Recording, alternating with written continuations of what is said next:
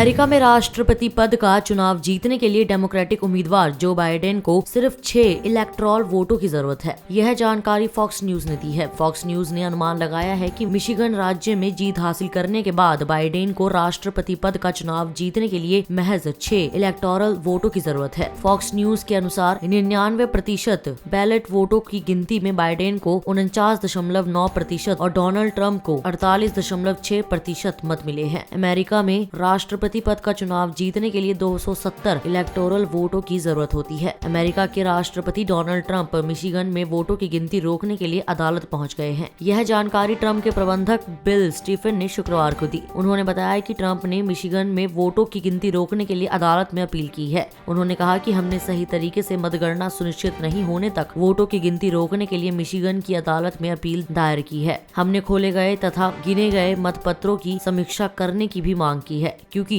हमें ये सही नहीं लगते हैं।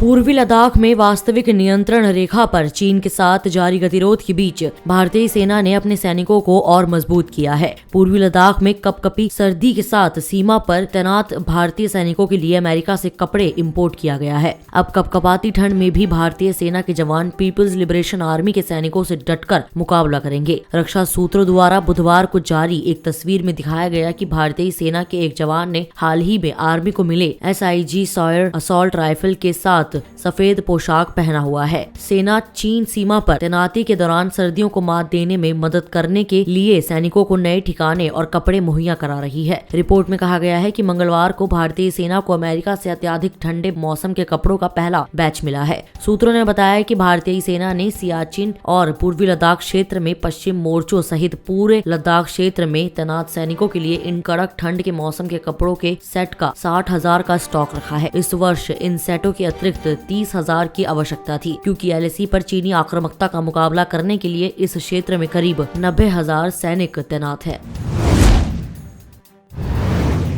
बिहार चुनाव के तीसरे व अंतिम चरण की 78 सीटों पर चुनाव प्रचार का शोर गुरुवार की शाम 6 बजे थम जाएगा। तीसरे चरण का चुनाव 15 जिलों में होना है। इस चरण के चुनाव क्षेत्रों में चुनाव आयोग के निर्देश के अनुसार मतदान की समाप्ति के 48 घंटे पूर्व चुनाव प्रचार समाप्त हो जाएगा। तीसरे चरण के मतदान के पूर्व सभी प्रमुख राजनीतिक दलों व उम्मीदवारों ने चुनाव प्रचार को लेकर अपनी पूरी ताकत झोंक दी है। तीसरे चरण के चुनाव प्रचार को लेकर मंगलवार को प्रधानमंत्री नरेंद्र मोदी, मुख्यमंत्री नीतीश कुमार, कांग्रेस के पूर्व अध्यक्ष राहुल गांधी, भाजपा अध्यक्ष JP नड्डा, नेता प्रतिपक्ष तेजस्वी प्रसाद यादव, रालोसपा अध्यक्ष उपेंद्र कुशवाहा, लोजपा प्रमुख चिराग पासवान सहित अन्य प्रमुख नेता लगातार चुनावी सभाओं में मतदाताओं को गोलबंद करने में जुटे हैं।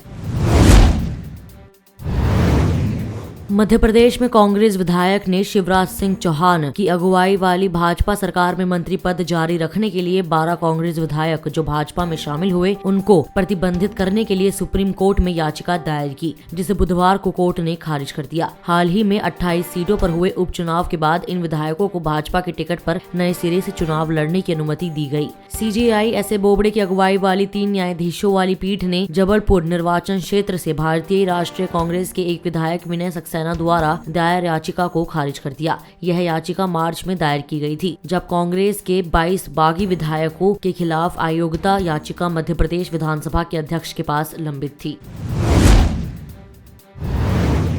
अनुसंधानकर्ताओं ने कोविड-19 के उन मरीजों के उपसमूह की पहचान की है जो जल्दी ठीक हुए और शरीर में विकसित एंटीबॉडी ने कोरोना वायरस के खिलाफ तेजी से काम किया। उनके अनुसार कुछ लोग जो कोविड-19 से जल्दी ठीक हो जाते हैं उनमें वायरस के खिलाफ प्रभावी और लंबे समय तक लड़ने की प्रणाली विकसित होती है। वैज्ञानिकों को उम्मीद है कि इससे प्रतिरोधक प्रणाली के काम करने के तरीके की जानकारी और बीमारी के खिलाफ टीका विकसित करने में मदद मिलेगी। अमेरिका स्थित ब्रिघम एंड विमेन हॉस्पिटल सहित विभिन्न संस्थानों के वैज्ञानिकों ने कोविड-19 के हल्के से मध्यम लक्षणों से ठीक हुए मरीजों की जांच की। उन्होंने पाया कि जहां एक ओर अधिकतर मरीजों में समय के साथ एंटीबॉडी के स्तर में कमी आ जाती है, वहीं कुछ लोगों में इस एंटीबॉडी का स्तर संक्रमण के बाद भी कई महीनों तक बना रहता है। अनुसंधानकर्ताओं के मुताबिक पिछले अध्ययन में इस बारे में विरोधाभासी जानकारी दी गई थी। इस वीडियो में इतना ही। मैं कोमल पंजाब केसरी दिल्ली से। अगर आपको हमारी ये खबर जानकारी पूर्ण लगे तो हमारे फेसबुक पेज punjabkesari.com को लाइक करें, और अगर आप हमारी ये वीडियो यूट्यूब पर देख रहे हैं तो हमारे चैनल को सब्सक्राइब करना ना भूलें।